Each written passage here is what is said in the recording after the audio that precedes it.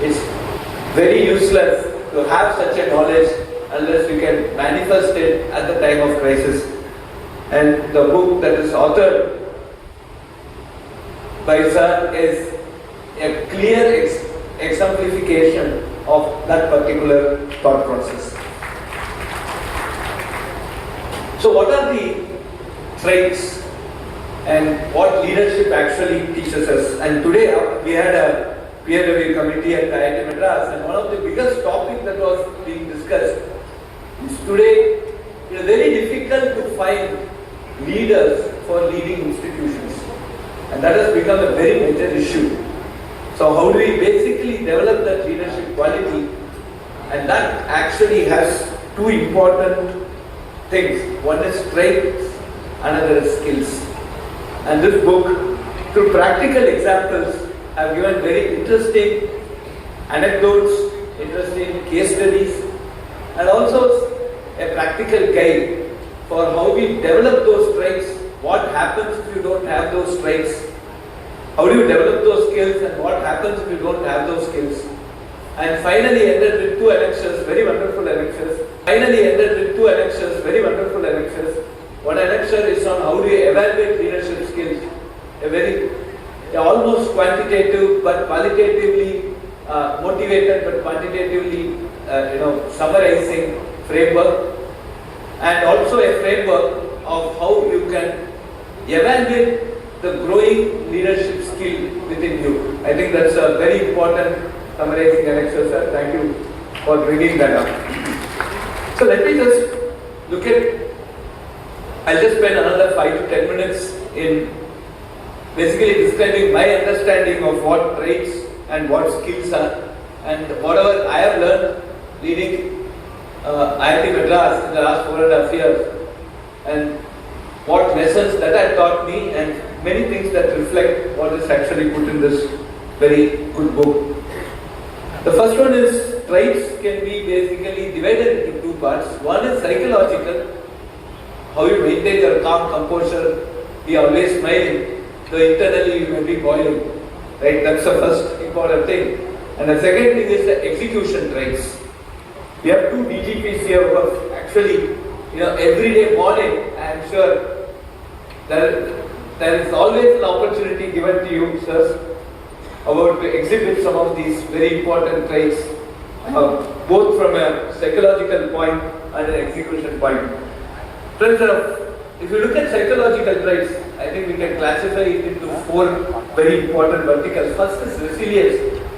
Whatever happens, there should be a way by which we handle and maintain our calm and composure, and that's extremely important, and that's a trait which is the most difficult, in my opinion, to bring it up.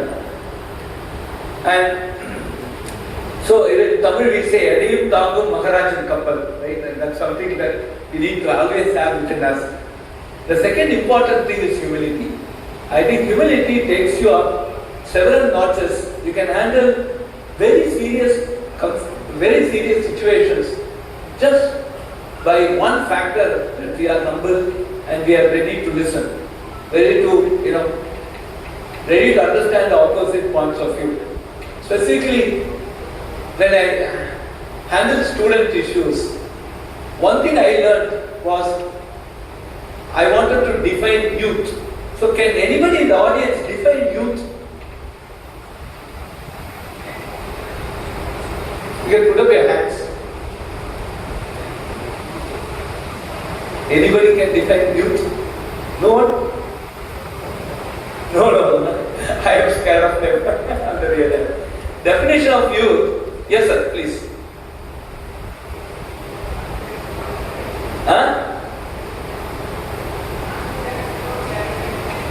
No, I think they have a lot of clarity. The definition of youth, in my opinion, is I am always right, you are always wrong. Right? And this is what we were whenever my father had advice. My father had advised me so much. He was a great Sanskrit scholar, great philosopher. I lost him 2 years before. On the day when I lost him, I was just seeing his face, and I actually remembered more than 1,000 things that he had advised me. and rarely I adhere to 100 of them. If I had followed those 1,000 things, I would have been a better individual.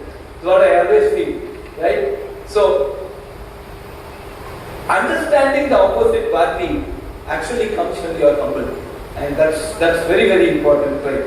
And curiosity to understand what is happening. Always poke your nose and understand at least, do not make a comment. And then self-awareness, what we are capable of. You know, you go to, since it's railways, I can say, if you land up in Benares station, they call you Maharaj. Immediately you think you are a king. You're wrong. Okay? There should always be self-awareness. So these are the 4 important traits, and there are many case studies that you have put in your book, sir. It is very, very interesting. And from the execution point of view, today railways, as I just think, you are now a major network. In one track, if one rail goes bad, you are in for a catastrophe. And I know how much tension you would be in running this railway network on a day-to-day basis. Because it concerns human life. It's not something that we could take easily. I think that execution traits at a leadership level is extremely important, and I see many of those in your anecdotes. So just for the benefit, I am sure many of you are going to read this book. But then there are 4 verticals here. One is inclusivity. Just to have everybody, listen to everybody. I think that we get lot of insights. And trustworthiness. Friends, how many people have studied computer science here? Can you just put your hands up? I will not ask any questions. Okay. Trust. See, if you want to say, trustworthiness is a very, very important topic today. If you say A is equal to B, suppose you want to prove A is equal to B, between A and B there must be an equivalence relation, and the equivalence relation is, it should be reflexive, it should be symmetric, it should be transitive. Suppose I want to define trust. Let us look at trust as a relationship, right? Trust is not reflexive. Sometimes I don't trust myself. Trust is not symmetric. I trust you, you may not trust me. Trust is not transitive. I trust you, you trust somebody, but I need not trust that somebody else. Trust is also temporal. Morning I trust you, evening I don't trust you. Trust is context dependent. I trust you on something, I don't trust you on something else. So trust actually transcends every definition of what could be an equivalence. So it cannot be defined. If you go to actually some of these search engines and ask define trust, you will get a million definitions. But society has been running on trust. So the most important execution trait is to find that person who is trustworthy. Today the entire NEET episode, if you look at it, a teacher who has been asked to set the question paper has leaked it. So the root of trust of any examination is the question paper setter. And if that setter leaks the paper, then whom should we trust? Right? There is a very famous saying by Adi Shankara. Adi Shankara, many of you may know him, actually starts answering questions. And one question was asked to him, Ko Guru, who is a guru, who is a teacher? The answer that he gives is Adhikata Tattvaha, means the teacher should have understood what he is teaching.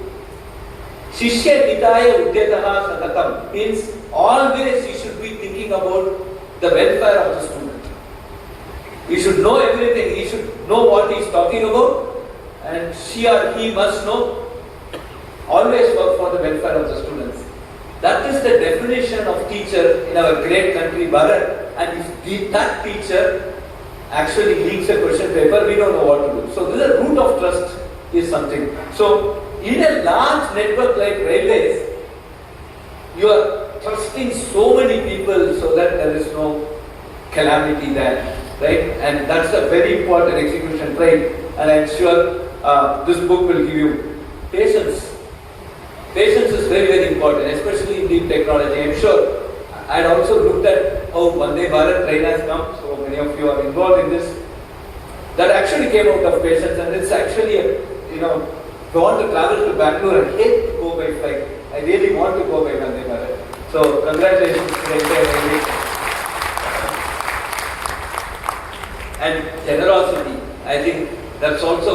important, benevolence to your subordinates, treating them well, being generous. So these are some of the traits I also look at in this book. And from the skills, again, there are three important verticals. Communication skills. There is a very beautiful statement by Russell: clarity and cogency can best be reconciled with brevity. And how do you bring out this communication skills? How do you, especially strategic, important storytelling is very, very important, so that you convince the other opposite party for this. And operational execution skills, right?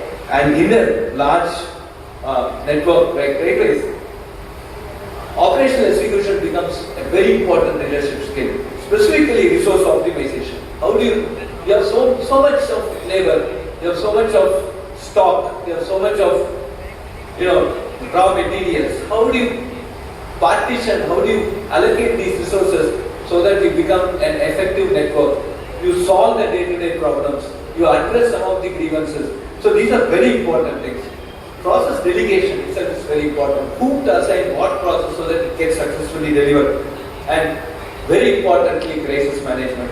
I think these are some very interesting topics that you also put as a part of a book. And team dynamics, working as a team. I think many things that have come out of railways are essentially talk about team dynamics. And I'm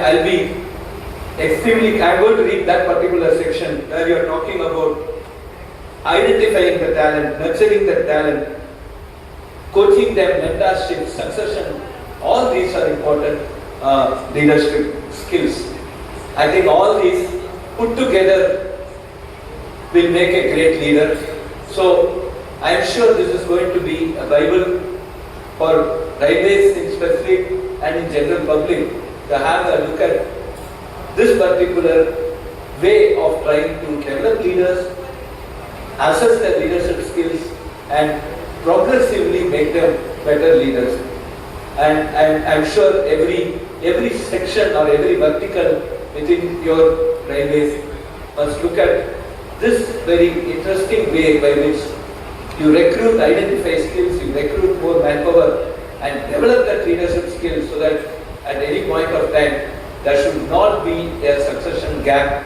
There should always be leaders to whom the whole management can look upon and who can solve the day-to-day Bharat. And we get, now it's Vande Bharat, but days are not far off where the same ICF are burnt with bullet trains. And for that we need more and more leaders. So I wish all the best, and let us all work together for a great Viksit Bharat 2047 as envisaged by our Honorable Prime Minister Narendra Modi ji. Thank you very much for inviting me. Again, apologies for being late. I can't claim the Google Map as I signed the contract, so I apologize on behalf of Google Map. Thank you. Thank you very much, sir, for delivering a wonderful talk, and we are happy that you prefer railways over airways. A big round of applause to our esteemed chief guest, the director of IIT Madras, Professor V. Kamakood. Thank you very much, sir. Ladies and gentlemen, we now take a moment